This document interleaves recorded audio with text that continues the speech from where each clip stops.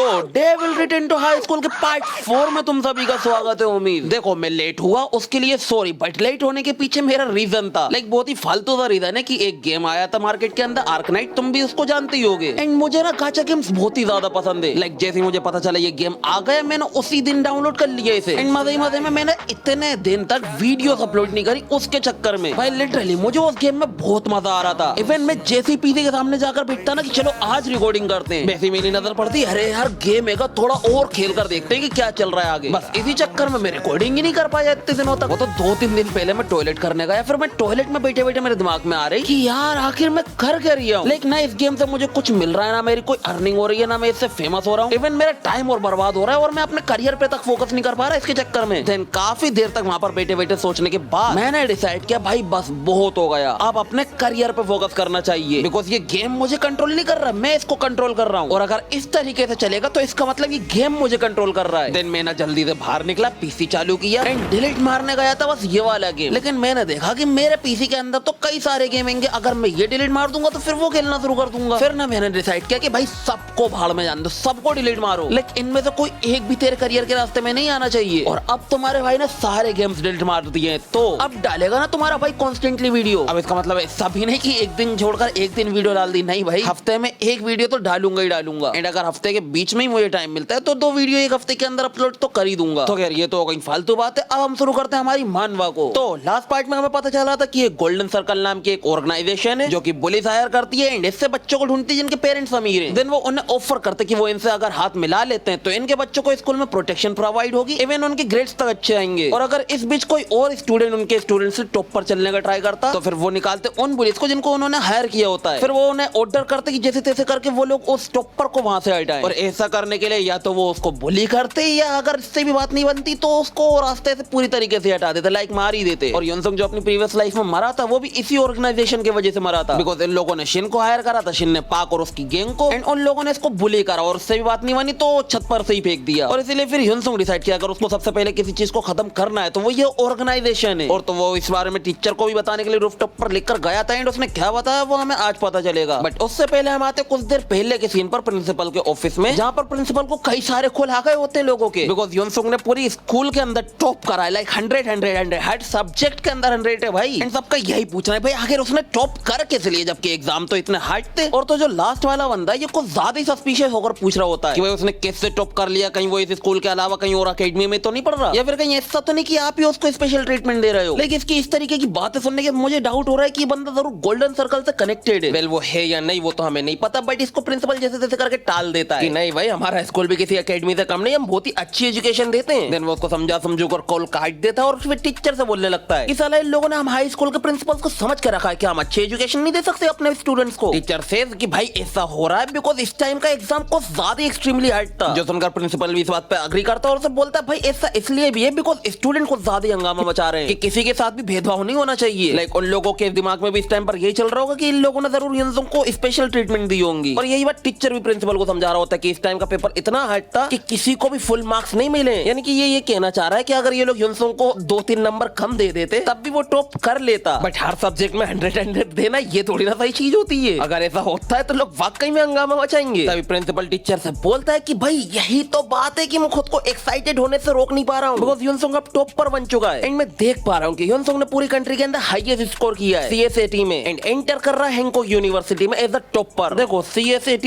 असल में national college के एंट्रेंस एग्जाम को बोला जाता है, जिस तरह से इंडिया में जी नीट है वैसे ही। और तो मुझे इसके बारे में ज्यादा नहीं पता बिकॉज मैं कभी कॉलेज ही नहीं गया हूँ। कह रहा है ये बात प्रिंसिपल टीचर से पूछता है क्यों भाई मैं सही कह रहा हूँ ना, तुझे ऐसा नहीं लगता? एंड ऑब्वियसली ये आराम और इसकी हाँ ही मिलाएगा। तभी प्रिंसिपल टीचर से बोलता है कि भाई ये बिल्कुल बेस्ट अपॉर्चुनिटी कि अपने स्कूल को नेशनली फेमस किया जाए एंड ये हो सकता है म्यूजियम कंस्ट्रक्शन के साथ और युनसुंग के अच्छे ग्रेड्स की वजह से। एंड अगर ऐसा होगा तो जो सपना मैं इतने वक्त से देखता आया हूँ वो फाइनली पूरा होगा। बट एक प्रॉब्लम है कि युनसुंग को ज्यादा प्रॉब्लम्स खड़ी कर रहा है और अगर स्कूल का टॉप स्टूडेंट ही भूले निकल जाए तो हमारे स्कूल की तो नाक ही कड़ी आएगी। देन वो टीचर से बोलता है मेरे छोटे भाई तुझे याद है ना कि मैंने तुझे एक काम दिया था युनसुंग की देखभाल करने का? टीचर से ऑफ कोर्स मुझे याद है। देन प्रिंसिपल उससे बोलता है देख भाई मैं जानता हूँ कि तू अब तक काफी अच्छा करता आया है बट अब जो है तुझे परफेक्ट करना होगा बिकॉज युनसुंग हमारे स्कूल का क्रिएट किया हुआ एक इंपॉर्टेंट स्टूडेंट बन चुका है और तुझे पता है कि मैं क्या कहना चाह रहा हूँ। टीचर से ऑफ कोर्स सर मुझे पता है आप क्या कहना चाह रहे हैं। प्रिंसिपल से बहुत अच्छे, सिर्फ तेरे वजह से क्योंकि युनसुंग टॉप कर पाया है इसीलिए ना मैं तुझे अगले महीने से मेरिट पे भी देना शुरू कर दूंगा। एंड ये रहा उसका छोटा सा रिवाज। ये बोलते प्रिंसिपल उसके सामने नोटों की हरियाली रख देता है एंड बोलता है इसको जैसे चाहे वैसे उड़ा, बिकॉज अब से मैं तुझे as a channel partner lead करने वाला हूँ। इवन यूनसों के ग्रेजुएट होने के बाद भी मैं तुझे एज अ च्यूनल पार्टनर ही लीड करूंगा। जो सुनते ही टीचर, अरे बड़े भाई अब तो सब कुछ मुझ पे छोड़ दीजिए आप। एंड अपने मन में सोच रहा होता है कि भाई मेरा लिया हुआ डिसीजन भाग कहीं में सही निकला, यानी कि वो जुंगमिन हो को छोड़कर यूनसोंग की साइड आ गया ना, वाला डिसीजन। और हाँ भाई मैं तुम्हें बता दूं कि मुझे लग रहा था कुछ वक्त से कि भाई राइटर जो है नाम लिखने में मिस्टेक्स कर रहा है, जैसे कि प्रिंसिपल का नाम ओडाई हुआंगे एंड टीचर बोल रहा है योंगनिम, जिनमें ना मैं काफी कंफ्यूज हो रहा था। और तो आगे चलकर ये सब और भी वर्ड्स आए जिनको सुनने के बाद मैं और भी ज्यादा कंफ्यूज हो गया। देन मैंने निकाला चैट जीपीटी को एंड उससे पूछने के बाद मुझे समझ में आया कि भाई इन नामों के अलग मतलब होते हैं। लाइक योंगनिम का मतलब होता है बड़ा भाई एंड ऐसे और भी नाम आगे चलकर आएंगे, इनमें तुम्हें उनके भी मतलब बताऊंगा। फिर इसके बाद हम उसी सीन पर आते जब यूनसुंग टीचर को ले जाकर रूफटॉप पर सब कुछ बता रहा होता गोल्डन सर्कल के बारे में एंड जब वो टीचर से पूछता है कि आपको पता है गोल्डन सर्कल के बारे में, जो सुनने के टीचर का जो रिएक्शन होता है वो देखने के बाद यूनसुंग को समझ में आ जाता है कि इसको कुछ नहीं मालूम। देन वो टीचर को सब कुछ बता देता है। और तो वो क्या बताता वो तो हमें अभी नहीं बताया जाता, बट सब कुछ बताने के बाद यूनसुंग उससे बोलता है कि भाई आप समझ गए ना कि अगर मुझे कुछ हुआ तो आप भी खत्म। टीचर भी लेकर है भाई मुझे पता है हम दोनों एक ही कश्ती में सवार हैं, तो बस मुझे ये बता कि मुझे क्या करना है, क्या मुझे बस शिन को रोकना है। एंड यूनसुंग उसे मना कर देता है बिकॉज़ यूनसुंग को इन सब चीजों से कोई लेना देना नहीं है, बिकॉज़ वो बस ये चाहता है कि वो जो कुछ भी करता है, जो कुछ भी स्कूल में होता है उसके अंदर कोई भी इन्वॉल्व ना हो, यानी जितने भी टीचर्स हैं वो सब की सब उसको इग्नोर करें। और तो वो टीचर को भी एडवांस में मेंटली प्रिपेयर होने के लिए बोल देता है और वहां से चला जाता है। और इस वक्त हमें नरेटर के थ्रू पता चलता है कि टीचर इस टाइम पे क्या फील कर रहा है एंड वो ये है कि वट एवर जैसे वर्ड्स, यानी कुछ भी हो जाए जैसे वर्ड्स, इग्नोर नहीं करना है बिकॉज इसके अंदर सब कुछ आ जाता है। लाइक यूनसुंग अगर किसी का गेम ओवर भी कर देता ना तब भी टीचर्स को इग्नोर ही करना है। एंड अब वो इसके लिए क्या करता है वो हमें बाद में देखने को मिलेगा। अभी के लिए हम आते हैं शिन पर, जिसको इस वक्त गु कुत्ता बना रहा होता है, आई मीन किंग ताइगू। एंड वो शिन को पीट रहा है बिकॉज शिन अपने मिशन में फेल हो गया है। देन अपनी कसर निकालने के बाद वो शिन से बोलता है बेटा एक आखिरी मौका दे रहा हूँ, अब अगर फेल हुआ ना तो या तो तेरा हाथ काटेगा या तेरा पैर। एंड शिन भी लाइक समझ गया मालिक। देन वो उसको तेरा लास्ट चांस है बोलकर वहां से निकल लेता है। एंड तुम जरा देखना इसको अच्छी खासी कसर निकल गई है इसकी। एंड इस सब के लिए वो यूनसुंग को गाली बकरा होता है कि साला उस हरामखोर के चक्कर में हुआ ये सब। देन इसके बाद सीन शिफ्ट होता थोड़ी देर बाद पर, जहां पर ये अपने लुंडों के साथ कहीं पर बैठकर अपने गुस्से को शांत कर रहा होता है फूफू कर। एंड इसके लुंडे अपने अपने दिमाग दौड़ा रहा होता है कि भाई उसको स्कूल के बाहर पकड़ लेंगे, उसके हाथ पैर तोड़ देंगे, टीचर भी बीच में नहीं आएंगे। तभी शिन उनसे बोलता है अरे भाई मैं भी यही करना चाहता हूँ, बट अगर हम स्कूल के बाहर ऐसा करते तो म्यूजियम कंस्ट्रक्शन सीधा हमारे अंदर आकर घुस जाएगी एंड फिर ना कोई बचा पाने वाला हमें। एंड इसीलिए हमारे पास अच्छे बच्चे बनकर स्कूल में रहने के अलावा और कोई चॉइस है ही नहीं। और अगर हम स्कूल में कुछ करते हैं तो फिर म्यूजियम कंस्ट्रक्शन नहीं आने वाली बीच में। एंड अगर हमें हमारे मिशन को सक्सेसफुल बनाना है तो हमें स्कूल के अंदर यूनसुंग को अनसेफ फील कराना होगा। नहीं भाई मतलब देख रहा हूँ ना कितना अच्छा दिमाग दौड़ रहा है इसका, लेकिन क्यों नहीं आएगी यार स्कूल के अंदर म्यूजियम कंस्ट्रक्शन बर्बाद कर देगी वो इनके स्कूल को। एंड कोचिंग वो तो वैसे भी पागल है एंड वो कितने पागल पाने तक जा सकता है उसका तो मैं छोटा सा नमूना अभी देखने को मिलेगा। कहता भी इसका एक लौंडा आकर इससे पूछता है भाई तू हमें वही करने को बोल रहा है ना जो कि पार्क और उसकी गैंग ने किया था एंड उसको स्कूल से निकाल दिया गया था। शिन सेज बिल्कुल सही, और यही सबसे बड़ी प्रॉब्लम है बिकॉज अगर इसको स्कूल से निकाल दिया गया तो इसका करियर तो बर्बाद हो ही जाएगा, साथ में गोल्डन सर्कल भी इसकी एल लगा देगी। तभी इसका एक बंदा अपना हाथ उठाकर बोलता है सुनवाई नेम, क्या मैं कुछ कहूँ? एंड सुनवाई नेम सिन का नाम नहीं है बल्कि इसका मतलब होता है सीनियर। खैर अभी हमें इस बंदे के बारे में बताया जाता है कि ये बंदा सेकंड ईयर में एंड हिरार्ची में फर्स्ट पे। हिरार्ची इनके यहाँ असल में एक पावर लेवल है, लाइक सीनियर हो गए या टॉप में रहने वाले बंदे हो गए, ये उनमें फर्स्ट पे। बस इस तरीके से समझ लो कि स्कूल के अंदर एक गैंग है जिसके अंदर ये फर्स्ट पोजीशन पे एंड इसका नाम है बाई सियोंग घो। और तो ऐसे गैंग के अंदर मॉन्स्टर गोरिल्ला भी कहा जाता है। अभी शिन उससे बोलता है हाँ भाई तू भी बोल दे एंड ये उससे बताता है कि भाई एक एक करके फाइट करना ना बेकार है, क्यों ना हम एक साथ ही चढ़ जाए। यानी कि प्रिंसिपल को अपनी इज्जत बहुत ही प्यारी है, वो साला पागल है अपने स्कूल को प्रेस्टिजियस स्कूल बनाने के लिए। एंड अगर हम एक दो करके अटैक करते हैं तो वो हमें नहीं छोड़ने वाला। बट क्या होगा एक ही टाइम पर एक दो की जगह सीधा 30 बंदे चढ़ जाए तो फिर ना आने वाले प्रिंसिपल बीच में, बिकॉज अगर वो बीच में आता है तो प्रेस्टिजियस स्कूल बनाने का सपना तो उसका खत्म। भाई लिटरली ये बात शिन को पसंद भी आती है। नहीं भाई मतलब इतनी बड़ी चूतियापंती वाली बात करी है इसने और ये सही लग रही है इसको। भाई इन्हें लग रहा है कि एक साथ 30 बंदे अटैक करेंगे एक के ऊपर तो प्रिंसिपल चुपचाप बैठेगा। भाई मतलब इनको लग रहा है कि अगर ये लोग ऐसा करते हैं तो ये असल में पब्लिक केस कहलाएगा। नहीं भाई मतलब कहाँ दिमाग दौड़ा रहे हैं यार, क्या सुबह सुबह ये लोग गधे का पिछवाड़ा चाट कर आते हैं। फिर इसके बाद हम आते हैं कुछ दिन बाद के सीन पर एंड इन लोगों ने जो प्लान बनाया था उसको ये लोग एग्जीक्यूट भी कर रहे होते हैं। लेकिन इनका पहला प्लान था ना कि यूनसुंग को स्कूल के अंदर अनसेफ फील कराना और ये लोग वही कर रहे होते हैं अभी। एंड ये करने के लिए तो एक बंदा इसके कान में मादर खोद बोलकर चला जाता है एंड साला बाकी लोगों में जाकर सॉल्व कर रहा होता है ये बड़ा काम कर लिया इसने। एंड ये सब देखने का यूनसुंग अपने माइंड में बोल रहा होता है तो ये अभी से शुरू होने वाला है, तो इसका क्या मतलब हुआ? क्या यूनसुंग को पहले से ही पता था कि ये लोग क्या करने वाले हैं? वेल वो तो मुझे नहीं पता, बट अभी के लिए ये हरामखोर अपनी टर्न चेंज करके काम कर रहे होते हैं। लाइक अभी एक बंदा मादर खोद बोलकर चला गया, अब दूसरे की बारी एंड वो बंदा चिचोरों की तरह वक्ता हुआ आ रहा होता कि यूनसुंग तू साले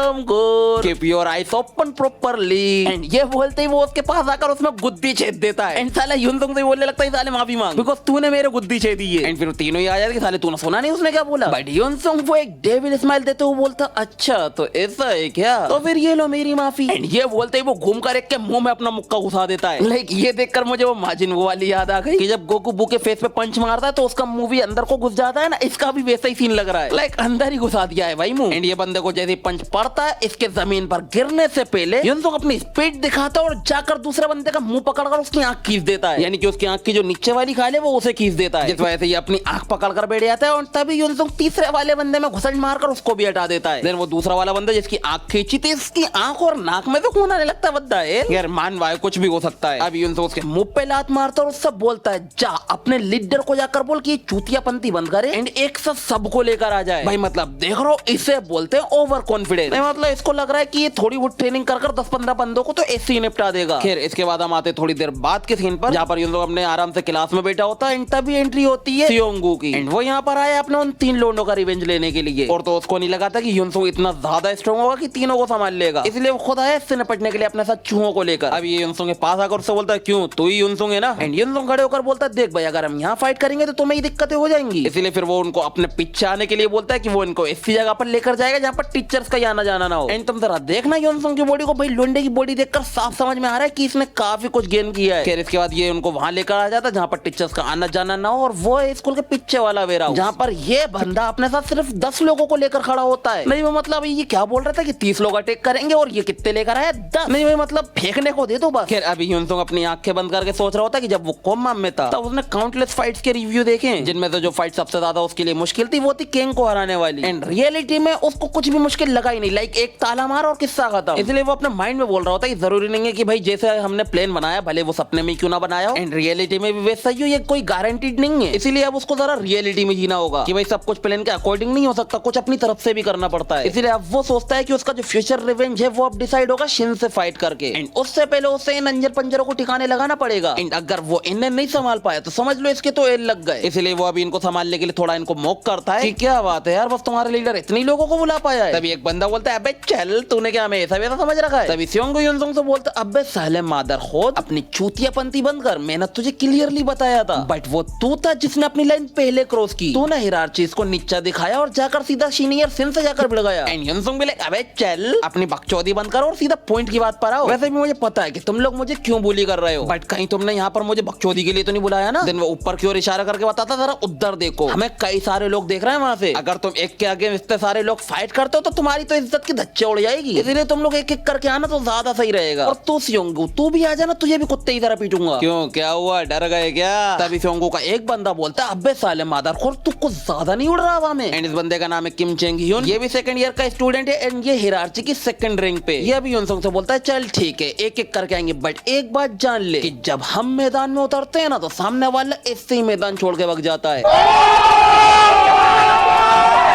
नहीं भाई मतलब क्या ही बेंगर लाइन मारी है इसने। खैर ये बोलते ही अपना एक कदम आगे बढ़ाता है और अगले ही मोमेंट पे सामने से गायब एंड सीधा जाकर युनसुंग पे मुक्का मार देता है। और तो युनसुंग ने उसे ब्लॉक कर लिया होगा बिकॉज साफ समझ में आ रहा है कि उसने ब्लॉक कर लिया है। और तो अभी हम इनकी फाइट पर वापस आएंगे, बट उससे पहले हम अभी आते हैं नरेटर की बातों पर, जो कि बोल रहे होते हैं ये जो बिल्डिंग है जो कि स्कूल कहलाती है, यहाँ पर पावर एक एक्सट्रीमली इंपॉर्टेंट एलिमेंट है, जहाँ पर युनसुंग ने अपनी घटिया सी चाले चलकर एक स्ट्रॉन्ग बंदे को हराया। बिकॉज उस टाइम पर उसके लिए इंपॉर्टेंट रखती थी सिर्फ विक्ट्री, एंड उस विक्ट्री से उसकी रेपुटेशन भी काफी खराब हो गई है। सबका यही मानना है कि ये बंदा कोई स्ट्रॉन्ग नहीं है, बस ये जीतने के लिए किसी भी हद तक जा सकता है। लाइक जो भी इसके हाथ में आएगा उसका यूज ये एज अ वेपन करेगा, और तो ये कुछ भी कर सकता है कुछ भी, एंड यही लोग जानते हैं। बट युनसुंग का ये प्लान नहीं है। अगर उसको अपने प्लान को अच्छे से एग्जीक्यूट करना है तो उसे चाहिए रेपुटेशन, जो कि उसने गवा दी है। एंड उसे रेपुटेशन क्यों चाहिए, बिकॉज वो चाहता है कि वो इस स्कूल को अपना वर्ल्ड बना ले, लाइक उसका अड्डा कि ये यहाँ का राज्य और बाकी सब उसकी प्रजा। बट कोई भी प्रजा ऐसा राजा को सिलेक्ट नहीं करेगी जो कि घटिया हरकतें करता हो, लाइक किसी भी हद तक चला जाए जीतने के लिए। एंड इसीलिए अब युनसुंग को चाहिए रेपुटेशन, उसे इन लोगों की इज्जत कमाना है, जिसके लिए उसे ऐसी विक्ट्री चाहिए जिसके अंदर कोई भी डाउट ना हो, लाइक कोई भी ये ना बोल पाए कि ये चीटिंग से जीता है। एंड ये उसके लिए परफेक्ट चांस है, बिकॉज वो इन सब के सामने इतने सारे लोगों से फाइट करता है अकेला, तो लोगों की नजरों में उसके लिए इज्जत बढ़ जाएगी, भाई ये इतना स्ट्रॉन्ग बंदा है एंड ऐसा बंदा ही बन सकता है उनका लीडर। तो इसका मतलब युनसुंग यहाँ पर कोई भी ट्रिक नहीं करने वाला है, वो इनसे हैंड टू हैंड फाइट करेगा। फिर अभी हम वापस आते हैं इन दोनों की फाइट पर, एंड एक मुक्का मारने के बाद ये बंदा बड़े आराम से खड़ा हो जाता है कि भाई इसकी तो एल लग गए होंगे एक ही पंच में। बट तभी उसकी आंखें पड़ जाती हैं बिकॉज वो देखता है कि युनसुंग को तो घंटा फर्क नहीं पड़ा है बिकॉज युनसुंग ने ब्लॉक जो कर लिया था। जिस वजह से गुस्से में आकर युनसुंग के ऊपर एक और पंच थ्रो करता है। बट इस बार युनसुंग उसके पंच को डॉज कर लेता है। देन वो उसके मुंह पे एक पंच मारता है एंड लिटरली वो एक पंच काफी होता है इसको जमीन पर सुलाने के लिए। भाई एक ही पंच में इसकी हालत हो गई, दूसरा पंच युनसुंग मार दे तो पता नहीं मर ही जाता। खैर अभी हम देखते हैं कि ऊपर क्लासरूम में से जिनवू भी ये सारे नजारे देख रहा होता है एंड उस बंदे की बड़ी आती है ये देखकर कि युनसुंग ने उनके सीनियर को वन शॉट कर दिया। बंदा डिसाइड करता है कि भाई अब ना लेने वाला मैं इससे पंगे, भले कोई कितना भी बड़ा ऑफर क्यों ना दे दे। तभी एक बंदा इसके पीछे से आकर इसको टेप करता है जिस वजह से ये साला भड़क जाता है, साले कौन है बे। देन अगले ही मोमेंट पे वो बंदा रिप्लाई करता है अपने पंच से। वो एक ही पंच में जिनवू को जमीन पर गिरा देता है एंड हम देखते हैं कि ये बंदा और कोई नहीं बल्कि अपना शिबू है एंड शिबू यहाँ पर आया इससे अपना पुराना हिसाब किताब चुकता करने के लिए। और तो इसका एक और रीजन है और वो क्या है वो हमें अभी बताया जाता है। अभी हम आते हैं उस सीन पर जब युनसुंग ने उन तीनों की कुटाई कर दी होती जो कि उसको अनसेफ फील कराने का ट्राई कर रहे थे। वो तीनों ही एक दूसरे को कंधा देते हुए जा रहे होते हैं और तभी वहां पर शिबू की एंट्री होती है। शिबू यहाँ पर युनसुंग से आते साथ ही पूछता है कि भाई तेरा कोई प्लान है क्या, अगर है तो मुझे बता दे मैं तेरी हेल्प करूंगा उसमें। वेल इसको ऐसा इसलिए लग रहा है बिकॉज युनसुंग ने सीनियर से पंगा लिया है ना इसीलिए। तभी युनसुंग उससे बोलता है कि भाई तूने प्रॉमिस कर लिया कि तू ऐसे बकवास सी फाइटों में इन्वॉल्व नहीं होगा। जो सुनते ही वो समझ जाता है युनसुंग ने सीधा शिन की गैंग से पंगा ले लिया है। वो तो समझाता है कि भाई पागल मत बन, तू अकेला उनसे नहीं लड़ पाएगा। युनसुंग से देख भाई मुझे पता है कि तुझे मेरी टेंशन है बट तेरे आने से भी कुछ अच्छा नहीं होने वाला है, बल्कि अगर तू आता है तो वो लोग अपने नंबर्स का एडवांटेज और उठा लेंगे। यानी कि युनसुंग ये कहना चाह रहा है कि जिस तरीके से वो अभी 1v1 फाइट कर पा रहा है तो शिबू के आने के बाद वो 1v1 फाइट नहीं हो पाएगी। लाइक सामने से भी एक ही रिप्लाई आएगा ना कि भाई तुम दो तो हम काहे को पीछे हटे, इसीलिए वो शिबू को इन सब में इन्वॉल्व नहीं करना चाह रहा। बट शिबू एक मान ही नहीं रहा होता है इसलिए वो उससे बोलता है कि भाई अगर तू वाकई में मेरी हेल्प करना चाहता है ना तो पहले खुद को प्रूफ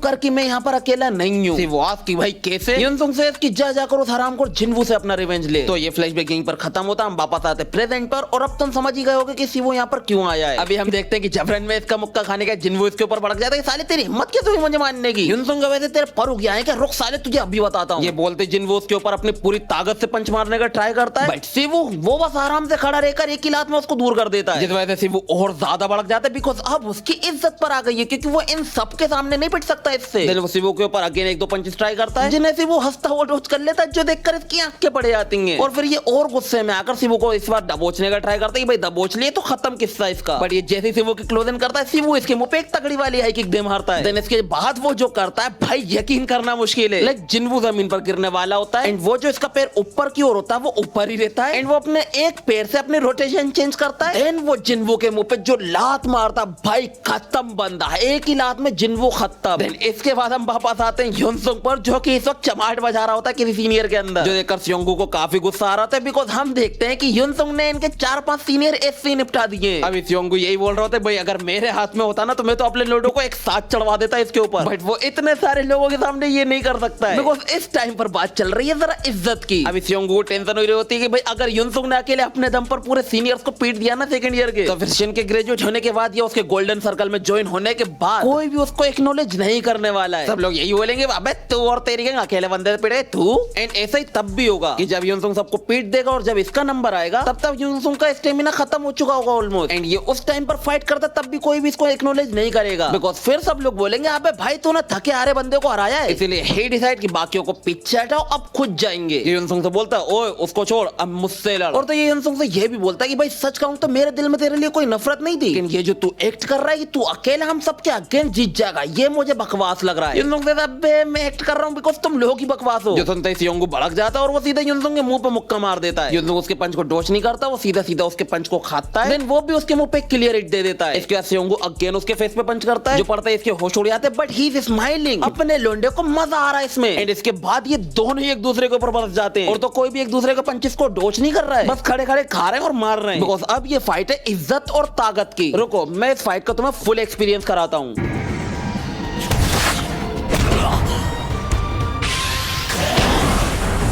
बस एक ही बात चाहता हूँ, ओलिवर आज हारेगा पर उसके लिए ना टेक्निक काम आएगी ना ही एक्सपीरियंस। उसका वजन मुझसे 100 किलो ज्यादा है और इसीलिए मैं उसे ताकत से हराऊंगा।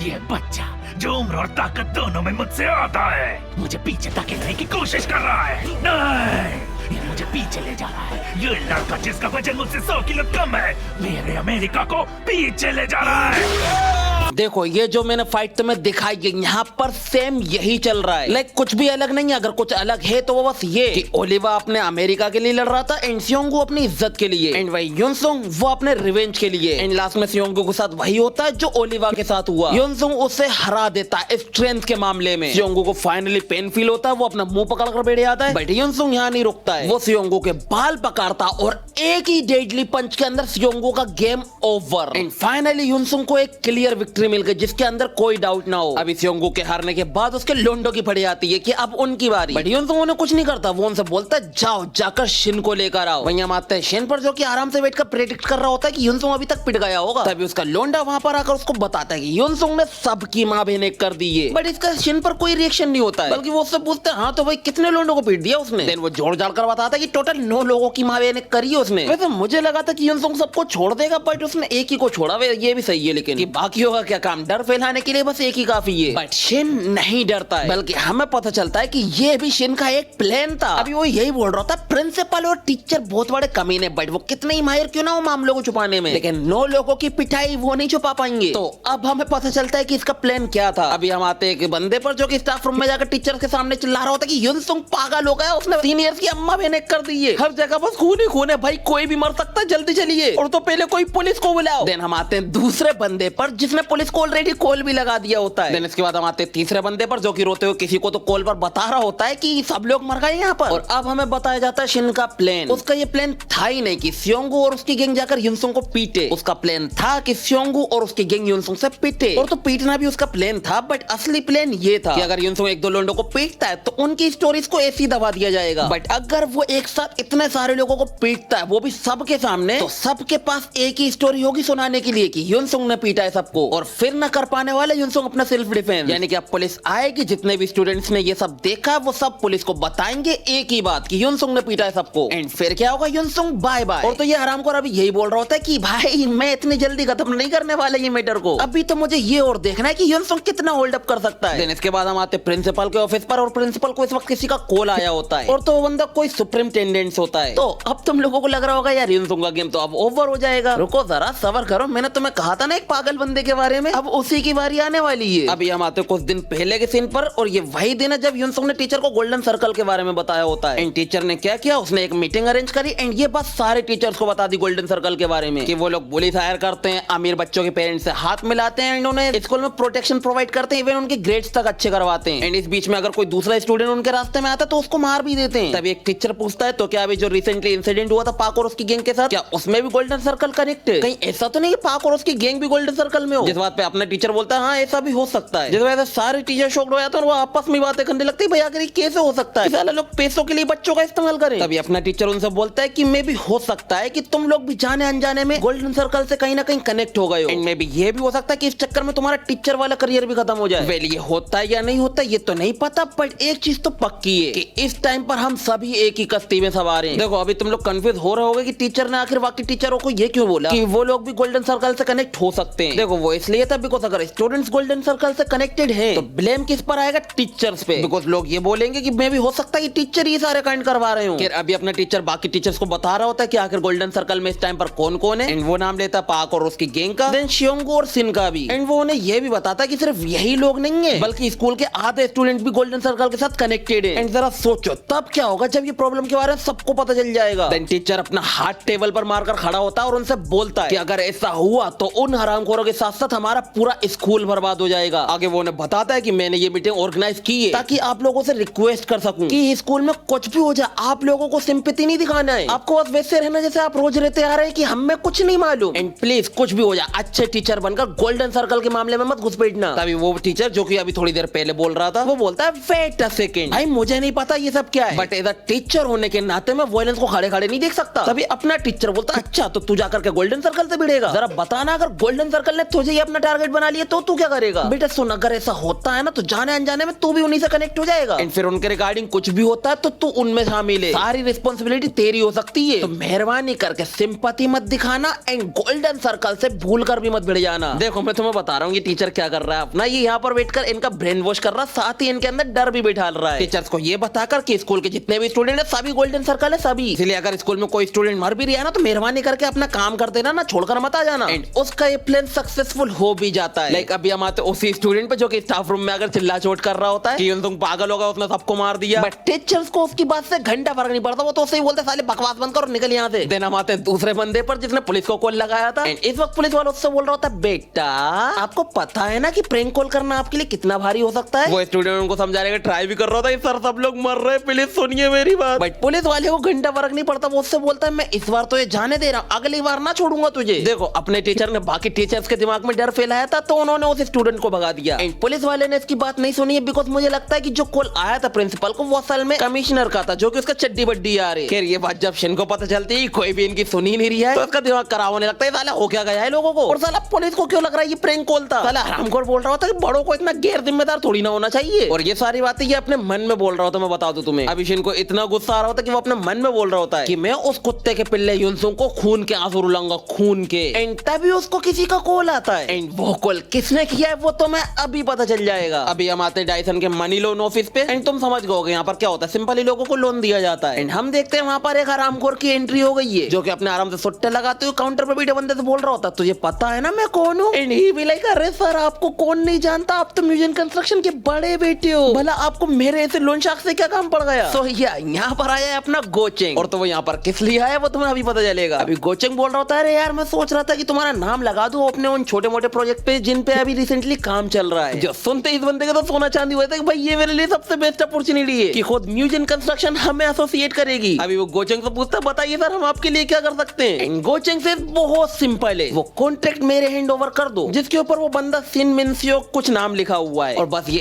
एक चीज से तुम लोग हमारे साथ रिलेशनशिप में आ जाओगे। भाई देख रहा हो युनसुंग ने डबल नहीं ट्रिपल चपल गेम खेल दिया इसके साथ। लेकिन अभी तुम समझ ही गए होगा कि शिन को जो कॉल आया है वो किसका है, बट तुम लोग गलत हो। वो जो कॉल आया है वो है शिन के बाप का। अभी शिन जैसे कॉल उठाता है उसका बाप उसके ऊपर बरस जाता है, साले हराम कर तू आगे बाहर कर क्या रही है। शिन आज के अरे भाई आप आखिर किस बारे में बात कर रहे हो। Then he says, कुत्ते के पिल्ले आई मीन कुतिया के पिल्ले, तुझे कोई आइडिया भी कि युनसुंग है कौन, तूने किससे पंगा ले लिया है। भूल कर भी उस बंदे की कॉलर का कोना भी टच मत कर देना, वरना वो लोग हमारे एड लगा देंगे, तुझे अंदाजा भी है इस बात का। साले तेरे वजह से लोन शार्क्स वाले हमारे घर के अंदर घुसा है। अगर तू नहीं चाहता तेरा बाप मर जाए तो साले आराम कर ये हरकतें करना बंद कर। जो सुनते शिन का दिमाग घूम जाता है कि साले ये आराम कर युनसुंग ने कर क्या दिया। तभी गोचेंग उसके बाप के हाथ में फोन छीन कर उससे बोलता है, आ तू शिन है ना, हाँ मैं गोचेंग भी हूँ। एंड अब इस पॉइंट से तू मेरी सुनेगा। देख भाई बहुत जल्द तेरे घर पर एक रेड लेवल लगने वाला है, वो चीज जिसे रोकने के लिए तेरे बाप ने अपनी जी जान लगा दी है। भाई अब तू ही बता मैं क्या करूँ, तुम्हारा भिखारी खानदान कर्जे में डूबा हुआ है। भाई लिटरली मैं अपनी तरफ से नहीं बोल रहा हूँ, यहाँ पर लिखा है साफ पढ़ सकते हो। इसने इनको भिखारी खानदान बोलकर बुलाया है। अभी कोचिंग इससे बोल रहा था भाई उसका कर्जा अब तेरे ऊपर आएगा, तू चुकाएगा वो कर्जा। और अगर तू भागने का सोच रहा है इन सब चीजों से, तो तुझे लगता है लोन शार्क वालों को इन चीजों से घंटा फर्क पड़ता है ना मुन्ना, तू इतनी आसानी से न जा पाएगा। इन शॉर्ट तेरी लाइफ के एंड लग चुके हैं। एंड ये बात वो शिन के बाप की गोद में बैठकर बोल रहा होता है। भाई लिटरली तो उसके बाप की शकल देखो जरा, पसीने छूट रहे इतने भारी इंसान को उठाने की वजह से। अभी कोच इससे बोल रहा होता है, देख भाई अगर तुझे लग रहा है कि तेरे पास जीने के लिए कोई रास्ता नहीं बचा है तो सुन, बचा है अभी, बस उसके लिए तुझे जाकर युनसुंग से कुत्ते की तरह पिटना होगा। और तो इसकी एक शर्त भी है कि लोगों को ये नहीं लगना चाहिए तो जानबूझ के मार खा रहा है। तो बता तू ये कर सकता है या नहीं। इंडिया यू कैन सी कि भाई बेचारे के पास कोई रास्ता बचा ही नहीं है। लाइक दूसरे के लगाना आया था खुद के लगाकर बैठ गया। एंड क्या बोला था इसने कि अगर हम स्कूल में कुछ करते तो म्यूजियम कंस्ट्रक्शन बीच में नहीं आएगी।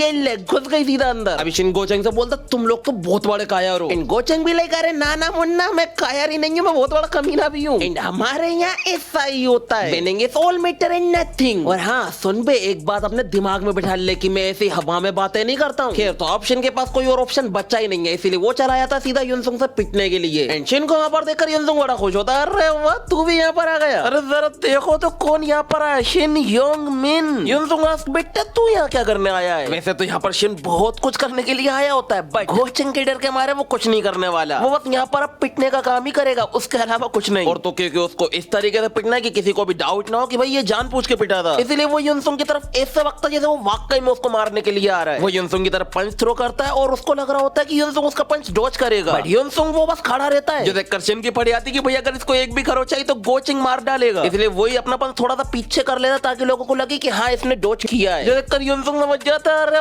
वाह तो तुझे कॉल आ गया है। इसके बाद युनसुंग उसके मुंह पे घुसंडे मारता है और उसके बाल पकड़कर उससे पूछता है कि बता क्या कहा है उसने, क्या वो बस ये चाहता है कि मैं जीत जाऊं और कुछ नहीं, और अगर ऐसा ही तो साले तू ऐसे भागते हो क्यों आया जैसे भूत को उखाड़ने वाला है तू। ये बोलते युनसुंग उसके मुंह पे तमाचे मारना शुरू कर देता है एंड उसे बोलता है कि बेटा एक टाइम पर बस एक चीज कर, या तो तू अपने घुटनों पर बैठ जा बेवकूफों की तरह, या फिर अपनी लाइफ को रिस्क में डालकर अपनी इज्जत के लिए लड़, तो बता तेरी चॉइस क्या है। ये बोलते युनसुंग उसके मुंह पे एक और झापड़ मार देता है। तो अब तुम लोग सोच रहे हो यार अब भी शिन ने पिटना ही चूज करेगा, अरे ना भाई अब आ गई है इज्जत पे बात। अभी शिन का दिमाग खराब हो रहा था कि बेटा रुक अब मैं तुझे दिखाता हूँ मैं क्या कर सकता हूँ। इसके बाद शिन युनसुंग की छत्ती में मुक्का दे मारता और तो युनसुंग उसको ब्लॉक करने का ट्राई करता है बट नहीं कर पाता है। देन हमें नरेटर की थोड़ी सी बातें सुनने को मिलती हैं जो कि बोल रहा होता है कि युनसुंग यही चाहता था, अगर इतने सारे लोग उसे न देख रहे होते तो शिन कभी होल्ड बैक करता ही नहीं, बट क्योंकि 19 साल का गर्म खून होने की वजह से वो लोगों की नजरों के सामने सोच समझ के फैसला नहीं ले पा रहा था। आगे वो बोलते हैं कि शिन ने काफी सारे कंपटीशन में पार्टिसिपेट किया है एंड आगे ये क्या बोल रहे हैं कि मुझे उसके क्लिप इजीली इसी वजह से मिल गए। ये नरेटर ही बोल रहा है या और कोई है? वेल वो जो भी अभी तो हमारे लिए नरेटर ही है। अभी आगे नरेटर बोल रहा होता है कि उन वीडियोस के थ्रू युनसुंग एंड डू चुल ने मिलकर शिन के मूवमेंट्स को एनालाइज किया जिसके थ्रू युनसुंग ने कुछ नए तोड़ निकाल लिए। देखो मुझे यहाँ पर बस एक ही चीज समझ में आई है कि नरेटर यहाँ पर अपने नहीं बल्कि युनसुंग की बात कर रहे थे कि युनसुंग को शिन की कंपटीशन की वीडियोस मिल गई थी एंड उन वीडियोस के थ्रू युनसुंग ने शिन की कुछ कमजोरी पता लगाई है, जिनमें से पहली ये है कि शिन हमेशा फाइट करते वक्त अपने फेस को कभी ब्लॉक करता ही नहीं है एंड अभी युनसुंग उसी का फायदा उठा रहा होता है। अभी शिन युनसुंग के ऊपर एक पंच थ्रो करता है एंड युनसुंग सेज कि इसने अपना फेस का गार्ड डाउन कर दिया है, जिसका फायदा उठाकर युनसुंग उसका पंच डॉच करता है और उसी के मुंह में घुसंडे मारता है। शिन एक काउंटर अटैक करने का ट्राई करता है एंड युनसुंग अभी अपने मन में यही बोल रहा होता है कि वो इसके सभी मूव्स को देख पा रहा है एंड इसीलिए वो उसका काउंटर अटैक भी ब्लॉक कर लेता है एंड उसी के मुंह पे एक और घुसंडे मारता है, जिसके बाद शिन को और भी ज्यादा गुस्सा आ जाता है और यही युनसुंग चाहता था। बिकॉज युनसुंग ने जो इसकी दूसरी वीकनेस पता लगाई थी वो ये थी कि जब भी शिन सीरियस होता है तो वो सीधा फाइट खत्म करने के लिए आ जाता है, यानी कि वो अपनी पूरी स्ट्रेंथ अपने एक ही अटैक में लगा देता है एंड उसी का फायदा उठाकर युनसुंग जल्दी से उसके ऊपर एक काउंटर अटैक करके उसको जमीन पर गिराता है एंड शिन के जमीन पे गिरते ही वो उसका एक हाथ पकड़कर उसमें लॉक लगा देता है। मे भी इसे आर्म ब्रेक लोग कुछ कहते हैं। अभी शिन जैसे ही देखता है कि युनसुंग उसका हाथ तोड़ने वाला है वो उसके सामने भीख मांगने लगता है कि भाई मत करना भाई प्लीज ऐसा, युनसुंग मेरे भाई नहीं एंड युनसुंग उसका हाथ तोड़ देता है। वैसे तुम्हारा भाई एक्टिंग बहुत अच्छी करता है क्या कहते हो? अभी युनसुंग को ये करता वो देखकर शिन के सभी लोंडों की फटे आती है एंड ये करने के बाद युनसुंग बड़े आराम से वहां से निकल लेता है। अभी नरेटर बोल रहा होता है कि युनसुंग को जो विक्ट्री चाहिए थी वो फाइनली उसे मिल गई एंड युनसुंग ने बाकी स्टूडेंट्स के सामने खुद को प्रूफ कर दिया है कि वो क्या चीज है। इसके बाद हम आते हैं प्रिंसिपल पर जो कि इस वक्त वही सुपरिंटेंडेंट से बात कर रहे होते हैं और अभी स्कूल के बाहर युनसुंग ने जो कुछ भी किया है वो सब कुछ इसने भी देखा है बट फिर भी ये आराम को स्माइल कर रहा है। फिर इसके बाद हम आते हैं युनसुंग पर जो कि इस वक्त स्कूल के अंदर जा रहा होता है। तभी शिबू उससे अगर पूछता भाई तू ठीक तो है, युनसुंग भी लाइक भाई तू यहाँ, देन शिबू उसे बताता है कि वो फाइनली जिन्वू से जीत गया है, जो सुनकर युनसुंग को काफी अच्छा लगता। तभी शिबू आस्क कि भाई अब तू क्या करने वाला है? देखो शिन को पीटने वाली बात तक तो ठीक थी बट तूने उसका हाथ भी तोड़ दिया और ये करते हुए तुझे कई सारे लोगों ने भी देख लिया। युनसुंग से अबे चिल मार यार, प्रॉब्लम तो तब होगी ना जब किसी को ये प्रॉब्लम जैसा लगेगा। वेल इसका क्या मतलब ये शिबू को तो समझ में नहीं आता है बट अपन को आ जाएगा थोड़ी देर में। अभी के लिए युनसुंग की नजर पड़ती है कि टीचर शिबू के पीछे से आ रहा है, जो देखते ही युनसुंग थोड़ा टीज करने लगता है टीचर को शिबू के थ्रू। शिबू तुझे पता है कि मुझे पाक और उसकी गैंग को पीटते वक्त कुछ पता लगा था। जो सुनते ही टीचर की बड़ी आती है वो एकदम से रुककर युनसुंग की ओर देख रहा होता है कि भाई ये इसको मेरे बारे में तो नहीं बताने वाला। बट युनसुंग इतना बेवकूफ थोड़ी ना है कि वो अपने सोने का अंडे देने वाली मुर्गी को ऐसे ही जाने दे, इसलिए वो अपना आंसर पलट देता है कि वो बात ये है कि ये दुनिया कभी भी कमजोरों का साथ नहीं देती है। जो सुनकर उसके जान में जान आती है देन वो बाहर जाकर देखता है कि आखिर युनसुंग ने आज क्या रायता फैलाया है। वो जो देखता है वो देखने का बेचारा अपने सर पकड़कर बैठ जाता है कि भाई युनसुंग को ज्यादा ही ओवर हुए जा रहा है। बिकॉज़ अगर ऐसे ही चलता रहा तो टीचर ना हैंडल कर पाने वाला उसके हर एक मैटर को, और तो ये इस बेचारे को तब तक झेलना पड़ेगा जब तक युनसुंग ग्रेजुएट नहीं हो जाता। अभी हम देखते हैं कि शिन इससे बोल रहा होता सर प्लीज मुझे हॉस्पिटल लेकर चलो एंड ही सेज बेटा अब जरा मेरी बात को ध्यान से सुनना, तेरा हाथ युनसुंग से फाइट करते हुए नहीं टूटा है बल्कि तू अपने फ्रेंड्स के साथ खेल रहा था एंड सीढ़ियों से फिसलकर तेरा हाथ टूट गया है। यही बात अगर कोई हॉस्पिटल में पूछता है ना तो तुझे बतानी है, और अगर तूने ऐसा नहीं किया तो मैं तेरे सारे काले चिट्टे खोलकर रख दूंगा। देख भाई अगर तुझे युनसुंग से पंगा लेना है ना तो तुझे अपनी लाइफ को रिस्क में डालना ही होगा एंड पॉसिबिलिटी है कि उसके चक्कर में तेरी लाइफ के एल लग जाएं। जो सुनने का सीन एकदम से फट पड़ता है कि टीचर होने के बाद आप ऐसी बातें कैसे कर सकते हो, आपको तो उल्टे स्टूडेंट्स की देखरेख करना चाहिए। एंड ये सुनने के टीचर भी लाइक सुन लो कुत्ते के पिल्ले, मैंने तेरे भी कई सारे केसेस दबाए तब तो तूने मुझे ये बात नहीं बोली थी। देन वो शिन का शोल्डर दबाने लगता है और उससे बोलता है बेटा मैं हमेशा से ऐसा ही था एंड मुझे बाकियों का तो नहीं पता बट तुझे ये बात अच्छे से मालूम होना चाहिए कि एक बार जो मैंने कमिटमेंट कर दी तो मैं अपने आप की क्या अपने बाप की भी नहीं सुनता। तो यहाँ पर इसके हेड लगे पड़े हैं और दूसरी तरफ उस केंग ताइगू के। एंड अभी हम आते हैं उसी पर जिसका इस वक्त गोल्डन सर्कल के लोग कुत्ता बना रहे होते हैं, बिकॉज वो युनसुंग को फेल करने वाले मिशन में खुद जो फेल हो गया। इसीलिए अभी केंग ताइगू गिड़गिड़ा रहा होता है कि भाई मुझे प्लीज एक चांस और दे दो, इस बार मैं कैसे भी करके पास हो जाऊंगा, भले ही मुझे उसको मारना क्यों ना पड़ जाए। तभी उसके सामने खड़ा बंदा उससे बोलता, अबे सुन बे, तुझे इस फील्ड के क्या बेसिक्स भी नहीं पता? हमारा काम है हमारे क्लाइंट्स को फुल्ली सेटिस्फाई करना,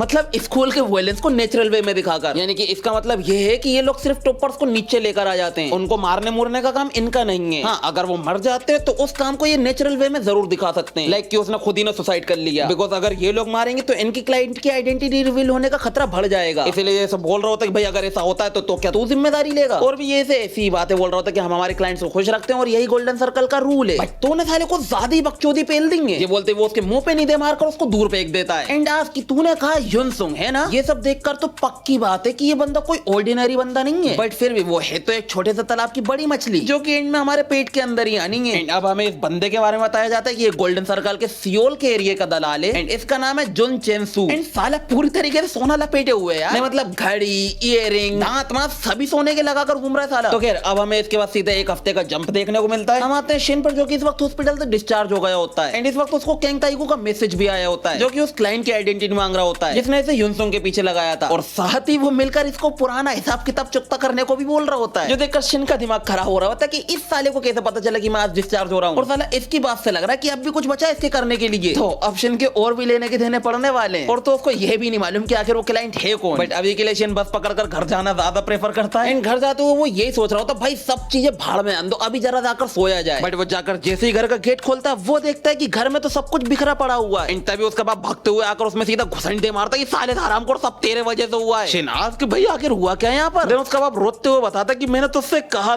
था मत लेना उस युनसुंग से पंगा, सब कुछ कितना ठीक चल रहा था बट तूने बर्बाद कर दिया। कोई फर्क नहीं पड़ता कि तू कितना बुरा रह रहा था, हर एक चीज की एक लिमिट होती है। एंड तुझे क्या लग रहा है ये जो फ्रिज में डिशेस रखेंगे सब कुछ फ्री में आ गए? नहीं, तेरा बाप दिन रात मेहनत करके ये सब कुछ लेकर आया है, बट तूने सब बर्बाद कर दिया, सब खत्म हो गया तेरे वजह से। जो सुनते ही पूरी तरीके से अंदर से टूट जाता है, वो सदमे से पीछे की ओर हो रहा होता है। तभी उसका पैर एक बोतल पे पड़ता है और वो जमीन पर गिर जाता है। देन उसकी नजर पड़ती है उसके फोन पर एंड इस वक्त उसको किसी का कॉल आ रहा होता है। वेल ये कॉल किसका है वो तो हमें नहीं दिखाया जाता, बट इसके बाद शिन सीधा युनसुंग से माफी मांगने के लिए आ जाता है। वो इस वक्त युनसुंग के सामने गिड़गड़ा रहा होता है एंड उसको सब कुछ बता देता है कि ये सब करने के लिए उसे गोल्डन सर्कल से कमीशन मिलता था, और तो वो उसे उस क्लाइंट की आइडेंटिटी भी रिवील करना चाहता था, बट उस बेचारे को खुद को नहीं मालूम कि आखिर वो क्लाइंट है कौन। ये सब युनसुंग को बताने के बाद उसके सामने रोना शुरू कर देता है कि भाई प्लीज इस बार मुझे माफ कर दे, मैं तेरे लिए सब कुछ करूंगा, बस इस बार जाने दे। युनसुंग से भाई क्यों जाने दूं मैंने तुझे वार्न किया था कि मुझसे और मेरे लोगों से दूर रहियो, बट तू ना माना।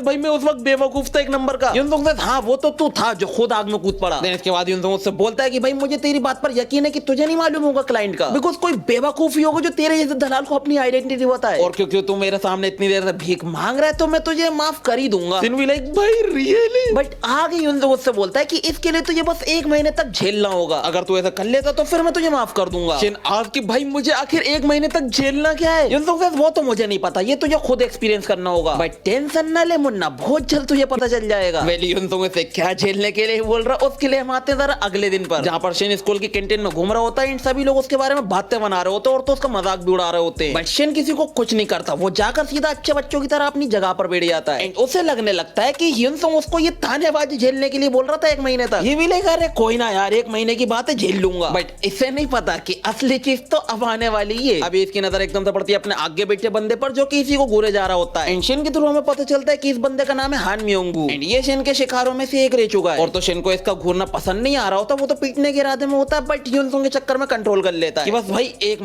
महीने बस सब ठीक हो जाएगा। देन शिन अच्छे बच्चों की तरह सीधे सीधे लंच करने लगता है। तभी वो देखता है कि हान म्योंगू उसके बगल में आकर खड़ा हो गया है। आज की भाई अब तुझे क्या है? अगले मोमेंट पे हान म्योंगू के हाथ में जो मिल्क होता है वो उसे सीधा शिन के ऊपर उल्टा देता है भाई, लिटरली। इसके बाद ये बंदा बहुत गंदा पिटता बिकॉज शिन का मत्था चढ़क जाता है, बट इसकी पिटाई होती उससे पहले ये सब बोल देता कि मैं ये सब युनसुंग के कहने पे कर रहा हूँ, और तो इस बंदे की फट भी रही है लेकिन तब भी करना है भाई। वेल ये युनसुंग के कहने पे ये सब क्यों कर रहा है उसके लिए हम आते कुछ दिन पहले के सीन पर, जब शिन हॉस्पिटल के अंदर था एंड उन दिनों युनसुंग स्कूल में बैठे बैठे पॉलिटिक्स खेल रहा था। हम देखते हैं कि इस वक्त युनसुंग सबको शिन के अगेंस्ट भड़का रहा होता है कि उसने मेरी पीसफुल लाइफ को बर्बाद कर दिया, वो तो अगर मुझे फाइट करना ना आता तो मैं कभी इस पोजीशन पे खड़ा भी नहीं हो पाता। वेट अ सेकंड भाई, कौन सी पोजीशन पे खड़े होने की बात कर रहा है? क्या पॉलिटिक्स चल रही है यहाँ पर? फिर आगे ये सबसे बोलता है कि भाई इसीलिए मैं आज से इनको पनिश कर करने वाला हूं। और सिर्फ इसी इंसिडेंट के लिए नहीं, बल्कि उसने इतने सालों तक जितने भी कारनामे करे उन सभी के लिए। देन वो सबको बोल देता है कि 1 महीने तक तुम्हें शिन के साथ जो भी करना है करो, मारो पीटो, कुछ भी करना है करो, शिन तुम्हें हाथ भी नहीं लगाने वाला। देन वो हान म्योंगो की तरफ देखकर बोलता है कि ये तुम्हारी पर्सनल चॉइस है, तुम्हें इसे ज्वाइन करना है या नहीं ये तुम्हारे ऊपर है, बट हाँ अगर तुम इसे ज्वाइन नहीं करते हो तो शिन ग्रेजुएट होने तक अपनी पीसफुल लाइफ जिएगा, बिल्कुल इससे जैसे वो कभी चुनेल में था ही नहीं। इसीलिए जिसको भी उससे नफरत है या जो कोई भी उसके हाथ से टॉर्चर हुआ है, मैं उन्हें एक बात बता दूं कि इस वर्ल्ड में तुम्हारे लिए कोई और खड़ा नहीं होने वाला। यहाँ पर युनसुंग सबको मोटिवेट कर रहा है कि तुम्हें अपने लिए आवाज उठानी ही होगी। और अभी हमें युनसुंग के थ्रू हान म्योंगो के थोड़ा पास्ट के बारे में बताया जाता है। अभी हम आते 3 साल पहले के सीन पर और हमें युनसुंग बता रहा होता है कि जब वो शिन की क्लास में आया तब शिन ने उसको टॉर्चर करना शुरू कर दिया। शिन उसे जैसे चाहता वैसे टॉर्चर करता, लाइक वो उसको मारता पीटता एंड इसके बाद वो उसको हंसने के लिए भी बोलता। शिन ने हान म्योंगो की लाइफ को टोटल झंड बनाकर रख दिया था। और तो ग्रेजुएट होने के इंतजार में हान म्योंगो के दिमाग में कुछ क्वेश्चंस भी आने लगे और वो ये थे क्या शिन कभी उसको ग्रेजुएट होने के बाद याद रखेगा भी, क्या कभी उसे एक बार भी अपनी की हुई गलतियों पे पछतावा होगा? And the answer is no. शिन इसे ऐसे भुला देगा जैसे कुछ था ही नहीं। और ये बात हान म्योंगो भी जानता था, बट वो ये भी मानता था कि उसे अपने इस दिल को शांत करने के लिए कुछ ना कुछ तो करना होगा। एंड युनसुंग की बदौलत आज वो यही करने वाला है। अभी हम आते हैं वापस प्रेजेंट पर। एंड हान म्योंगो की हरकत देखने से सभी लोग शांत हो जाते हैं कि भाई शिन अब नहीं छोड़ने वाला, बट शिन कुछ नहीं करता है, जिस वजह से हान म्योंगो को यकीन हो जाता है कि युनसुंग सही कह रहा था। और इसी का फायदा उठाकर फिर वो शिन में थप्पड़ तक मार देता है कि क्यों भाई कैसा फील हो रहा है? बिल्कुल ऐसा ही फील हो रहा था मुझे भी। अभी ये देखने से सभी लोग फिर से शॉक्ड हो जाते हैं, बट शिन को कुछ ना करते हुए देखकर सबको यकीन आ जाता है कि युनसुंग सही बोल रहा था। देन इसके बाद हान म्योंगो क्या करता है, वो उसके खाने में थूक देता है। नहीं भाई मतलब खाने की इंसल्ट तो मत करो यार, उसके मुंह पे ही थूक देता। और तो थूकने के बाद वो उससे ये भी बोलता है भाई तो ये याद है ना, बिल्कुल ऐसा ही तूने भी मेरे साथ किया था, इसीलिए अब इसे एंजॉय कर कुत्ते के पिल्ले। एंड इस वक्त शिन का दिमाग खराब हो रहा होता है, उसे रियलाइज हो जाता है कि युनसुंग उसे ये झेलने के लिए बोल रहा था, बट ना अभी नरेटर बोल रहा होता है कि हान म्योंगो ने जो करा वो तो बस स्टार्टिंग है, यानी कि अब इसके साथ क्या क्या होने वाला है वो तुम समझ जाओ। अभी हम देखते हैं कि शिन सीधे सीधे कॉरिडोर में चल रहा होता है एंड तभी एक लौंडा उसके पीछे से आकर उसमें गुद्दी छेद देता है। साले क्या कर रहा है देख कर चलना अंधे। शिन को गुस्सा तो आ रहा होता है, बट युनसुंग की वजह से वो कुछ नहीं कर सकता, इसलिए वो चुपचाप सीधा फ्रेश होने के लिए निकल लेता है। एंड वो जैसे वॉशरूम में एंटर करता है एक बंदा उसको लात अड़ाकर गिरा देता है कि अरे भाई याद है ना ये तो शिन की स्पेशल स्किल है। इसके बाद शिन अपनी क्लास में जाने लगता है। यहाँ पर भी कोई उसके पीछे से कैन फेंक कर मार देता है। देन शिन जैसे ही पलटता है वो देखता है कि उसके पीछे कई सारे लोंडे खड़े हुए हैं। एंड वो लोंडे क्या करते हैं, वो उसके पीछे उसकी बुराई भरे पेपर्स चिपका देते हैं। एंड शिन उन पेपर्स के साथ ही क्लास में बैठा होता है। और तो तुम देख भी पा रहे हो कि सब लोग उसी के ऊपर कूड़ा कचरा फेंके जा रहे हैं। और इसीलिए ये सब देखने का शिन पागल हुआ जा रहा होता है कि कल को जो लोंडे उसके सामने चूं तक नहीं करते थे आज वही उसके साथ ये सब कर रहे हैं। शिन का मन तो ये कर रहा होता है कि अभी के अभी उठ के सबकी माँ बहन कर दे, बट युनसुंग की वजह से वो रुक जाता है। और तो फिर वो अपने दिल को समझाने लगता है कि बस 1 महीने तक ही झेलना ये सब, इसके बाद सब ठीक हो जाएगा। देन हम बात है युनसुंग पर, जो कि इस वक्त यही सोच रहा होता है कि शिन को हराने का कोई फायदा हुआ ही नहीं, बिकॉज़ उसे नहीं मालूम था कि आखिर वो क्लाइंट है कौन। और तो जो शिन का ब्रोकर था वो भी कमीशन टर्मिनेटेड है वाला मैसेज करके गायब भी हो गया। देखो गाइस मुझे नहीं मालूम कि किंग ताइगो के साथ क्या हुआ है, बट इतना तो पक्का है कि मारा तो नहीं होगा उसे। तो अब युनसुंग शिन से तो कोई डिटेल निकलवा नहीं पाया, इसीलिए वो खुद ही से क्लू बनाने लगता है, लाइक ऐसे कि जो बंदा इसको टॉप पे से हटवाना चाहता है उसके ग्रेड भी इसके कंपैरिजन में होंगे ही। और तो क्योंकि वो गोल्डन सर्कल को कमीशन भी दे पा रहा है तो इसका मतलब वो अमीर भी होगा। बट अगर उसको इससे कुछ लोगों के नाम मिल भी जाते हैं तब भी वो सीधा उनके ऊपर जाकर चढ़कर ये तो नहीं बोल सकता ना कि भाई तूने मेरे साथ ये सब करा है। इसीलिए वो अभी इसमें जल्दबाजी नहीं करने वाला, बिकॉज़ गोल्डन सर्कल फिर से कुछ ना कुछ उंगली करेगी ही, इसीलिए उसे तब देखा जाएगा। अभी के लिए युनसुंग उस पर फोकस करने वाला जो वो अभी कर रहा है। एंड वो क्या है, शिन की कुटाई। अभी हम देखते हैं कि स्कूल के बाहर 3 लोग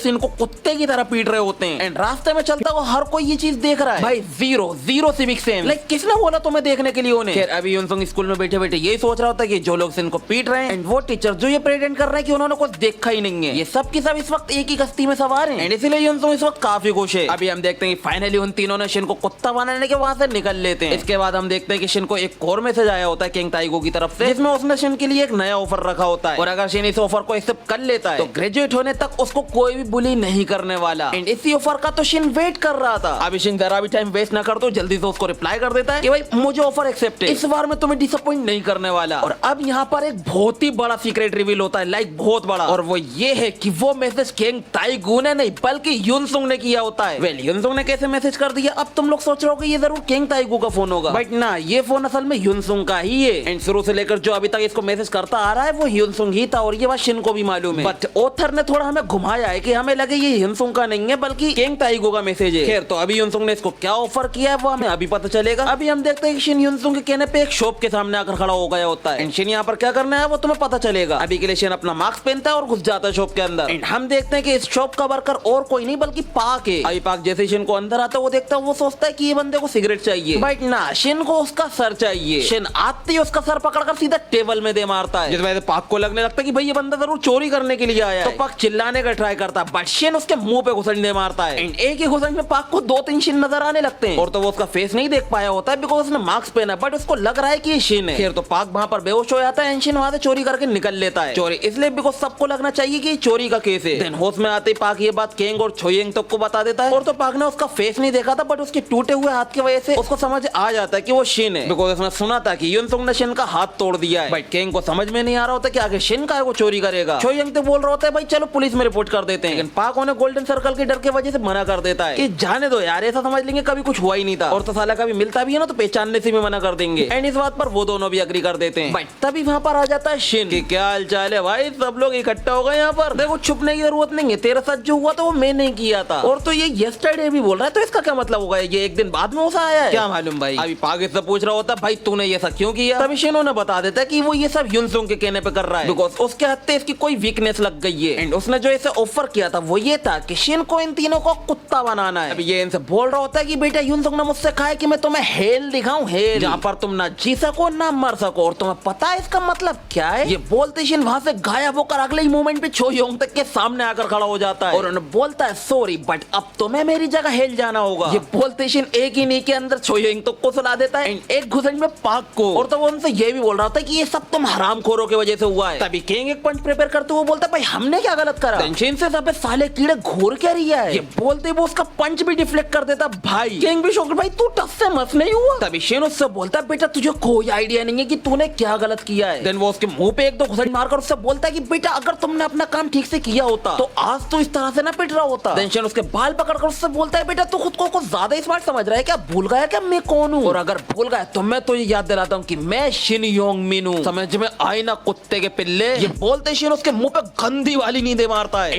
एक ही नी के अंदर किंग खत्म। एंड इस वक्त तुम शिन को देखो भाई, बंदा किसी डेविल से कम नहीं लग रहा है। एंड अभी शिन इन तीनों को टिकाने लगाने का कुछ होने लगता है कि साले मरो मादर खो दो, बिकॉज़ अब शिन को लग रहा है कि इसके बाद युनसुंग उसे माफ कर देगा और अब उसे कोई बुली नहीं करेगा। बट अगले ही मोमेंट पे कुछ ऐसा होता है जिस वजह से शिन को भी सोचना पड़ जाएगा कि भाई काश मैं बुली हो रहा होता तो ज्यादा सही होता। ऐसा क्यों, बिकॉज़ अगले ही मोमेंट पे पाक शिन के पीछे से आकर उसके रिब में स्टेप कर देता है और उसे बोलता है साले मादर खो तुझे थोड़ा शांत रहना चाहिए था, बिकॉज़ तेरे वजह से हमें भी बहुत नुकसान हुआ था, साले तू हम पर आकर क्यों चढ़ रहा था। देन वो अपना नाइफ निकाल लेता है एंड शिन अपने घुटनों पर आ जाता है। एंड इस मोमेंट पे शिन को रियलाइज हो जाता है कि युनसुंग क्या करना चाहता है, और वो है इन सबको खत्म करना। अभी शिन जमीन पर गिर पड़ता है एंड पाक अपने घुटनों पर, बिकॉज़ उसे पता है कि उसने बहुत गलत कर दिया है। वहीं शिन जमीन पे पड़े पड़े स्माइल करते हुए बोल रहा होता है कि हम सबकी वाइट लगी हुई है, एंड वो चाहता है कि हम पता लगाए कि हम में से सबसे ज्यादा किसकी मरी पड़ी है। यानी कि इसका मानना ये है कि युनसुंग चाहता है कि ये लोग आपस में भिड़ के ही मर जाए। और अभी तुम लोगों के दिमाग में भी ये बात आई होगी कि जुंगमिन हो कहाँ है। वेल वो कहाँ है वो तुम्हें अभी पता चल जाएगा, बट उससे पहले हम आते हैं नेक्स्ट डे स्कूल में, जहाँ पर ये खबर आग की तरह फैल गई होती है कि पाक ने शिन को स्टेप कर दिया है। एंड इस टाइम पर वो चारों जुवेनाइल डिटेंशन सेंटर के अंदर है। भाई मुझे समझ में नहीं आ रहा कि चारों क्यों है, शिन को तो हॉस्पिटल में होना चाहिए था ना। भाई पता नहीं क्या ही चल रहा है, खैर जो भी हो। अभी हमें इस बीच ये पता चलता है कि चारों के चारों अपनी मर्जी से जुवेनाइल डिटेंशन सेंटर के अंदर गए, और तो अब ये चारों ये भी चाहते हैं कि इन्हें जुवेनाइल फैसिलिटी यानी कि बाल सुधार केंद्र के अंदर भी लेकर जाया जाए, ताकि उन्हें वहाँ पर अच्छी सीख मिले। एंड जैसे वो वहाँ से बाहर निकलेंगे वो डायसन को हमेशा के लिए छोड़कर चले जाएंगे, ताकि वो एक अच्छी लाइफ स्टार्ट कर पाए। और मेरी नजरों में ये सबसे बेस्ट डिसीजन है, बिकॉज़ युनसुंग उन्हें इतनी आसानी से नहीं छोड़ने वाला, और ये बात वो भी जानते हैं। और तो ये जो सारी बात है ये एक स्टूडेंट को उसके फ्रेंड के अंकल के थ्रू पता चली थी, जो कि एक पुलिसमैन है, और फिर उसने ये सारी बात पूरे स्कूल में फैला दी। और अभी मैंने जो तुमसे कहा ना कि युनसुंग उन्हें इतनी आसानी से नहीं छोड़ने वाला, वो मैंने क्यों कहा वो तुम्हें अभी पता चलेगा। अभी हम आते हैं युनसुंग पर, जिसको इस वक्त गोचेंग कॉल पर बता रहा होता है कि जुंगमिन हो और उसकी फैमिली डायसन छोड़कर ग्योंगगिडो में शिफ्ट हो गई है, ताकि जुंगमिन हो एक नए स्कूल में नई शुरुआत कर सके, जो सुनकर युनसुंग को बिल्कुल अच्छा नहीं लगता। इसलिए गोचेंग उससे बोलता है भाई अगर तू चाहे तो मैं उसका अब भी वो हाल कर सकता हूँ जो मैंने बाकियों का किया है, यानी पाक और उसकी गैंग का। बट युनसुंग उसे मना कर देता। गोचेंग आज भाई क्यों, अब तू क्या करना चाहता है। युनसुंग उसे बताता है कि उसके पास उसके लिए कुछ और ही प्लान है। वो चाहता है कि अभी जुंगमिन हो अच्छी लाइफ जिए एंड भूल जाए कि युनसुंग जैसा बंदा उसकी लाइफ में कभी आया भी था। एंड देन बूम, युनसुंग उसकी लाइफ में एकदम से एंटर करेगा, जो सुनने का गोचेंग भी लाइक भाई तू तो मुझसे भी ज्यादा खतरनाक है यार। देन आगे युनसुंग उसे बोलता है कि वो चारों यानी पाक और उसकी गैंग और शिन कभी जुवेनाइल डिटेंशन सेंटर से बाहर आते भी हैं तो गोचेंग सीधा उन्हें प्रिजन में पहुंचा दे, बिकॉज़ वो नहीं चाहता कि वो लोग अपनी लाइफ आराम से जी सकें। जो सुनने के बाद गोचेंग अगेन भाई मैं कभी जिंदगी में तुझे अपना एनिमी नहीं बनाने वाला, बट अभी के लिए एक बात बता, आखिर मुझे और कितने वक्त तक यहाँ पर रहना पड़ेगा। तेरे कहने पर मुझे यहाँ 1 महीने से ज्यादा हो गए और अभी तक यहाँ पर कुछ भी नहीं हुआ है। देख भाई मुझ में तेरे इतना पेशेंस नहीं है कि मैं फूक फूक के कदम रखूं। वो युनसोंग ने उससे बोला था ना कि अपनी कंपनी को एज वर्कर ज्वाइन कर ले, इसलिए वो 1 महीने से वर्कर बनकर ही घूम रहा है और अभी तक उसको कोई बेनिफिट नहीं मिला, इसीलिए वो युनसोंग पे चिल्ला रहा है। युनसोंग अभी उसे बोलता है बस थोड़ा और वेट कर, एंड बस वो याद रख जो मैंने तुझसे पिछली बार बोला था, बिकॉज बहुत जल्द ये सब कुछ ही शुरू होने वाला है। वेल युनसोंग किस बारे में बात कर रहा है मैं तुम्हें बताता हूँ। युनसोंग बात कर रहा है कंस्ट्रक्शन के काम को ऊंचाइयों तक पहुंचने की, बिकॉज बहुत जल्द कंस्ट्रक्शन का काम जोरों शोरों से चलने वाला है, जिसका मतलब कंपनी ज्यादा वर्कर हायर करेगी, ज्यादा जल्दी जल्दी काम करवाएगी उनसे, एंड जल्दबाजी के चक्कर में वहां पर होंगे एक्सीडेंट। बट इन एक्सीडेंट से गोचिंग को कैसे फायदा मिलेगा वो तुम्हें देख कर पता चलेगा। अभी हम आते कुछ दिन बाद पर एंड न्यूज में फैल गई होती है ये बात कि कंस्ट्रक्शन के काम ने आसमान छू लिया है, जिससे जो बड़ी बड़ी कंपनी से उनको कुछ ज्यादा ही फायदा हो रहा है। हम आते हैं कंस्ट्रक्शन साइट पर जहां पर काफी जोरों शोरों से काम चल रहा होता है, एंड हम देखते हैं कि एक वर्कर वहां पर आराम कर रहा है, तभी एक क्रेन जो कि कुछ सामान को ऊपर उठा रही होती है उसका लोग अचानक से खुल जाता है, वो जो सामान होता है वो सीधा उस वर्कर के ऊपर जाकर गिरता है, जो देखने के बाद बाकी वर्कर्स डर जाते हैं, इसलिए वो जल्दी से 119 को कॉल मिला रहे होते हैं यानी रेस्क्यू टीम को। बट तभी उनका चीफ आकर उन्हें रोक देता है, एंड ही डिसाइड कि वो पहले बॉस को कॉल करेगा। एक वर्कर उससे बोलता भी है कि भाई पहले एम्बुलेंस बुला लेते, बट वो उसकी सुनता ही नहीं है, बिकॉज वो नहीं चाहता कि इसके चक्कर में उनका काम डील हो जाए और उन्हें लॉस हो जाए। अब तुम लोग सोचोगे भाई ये लोग तो बड़े ही मादर खोद है, नहीं भाई ये लोग बहुत बड़े मादर खोद हैं, बिकॉज जिस वर्कर के साथ ये एक्सीडेंट हुआ होता है वो हॉस्पिटल तो पहुंचता है बट 2 घंटे लेट, बल्कि जो हॉस्पिटल था वो इनसे सिर्फ 10 मिनट की दूरी पर था, लेकिन ये लोग उसको उस हॉस्पिटल लेकर नहीं गए बल्कि उस हॉस्पिटल लेकर गए जो कि उनकी कंपनी के एफिलिएट में आता है, जो कि पूरा 1 घंटे की दूरी पर था, और ये लोग वहां पर लेकर गए ताकि केस दबा सकें और तो इन हरामखोरों को कंपनसेशन ना देना पड़े, इसलिए ये उसके बेटे से जाकर बोलते कि बेटा तेरे बाप की लापरवाही के चक्कर में उसका एक्सीडेंट हो गया और उसके चक्कर में हमारा बहुत बड़ा नुकसान हो गया है, वो तो हमारा दिल बड़ा है इसलिए हमें तुझसे कोई कंपनसेशन नहीं चाहिए। भाई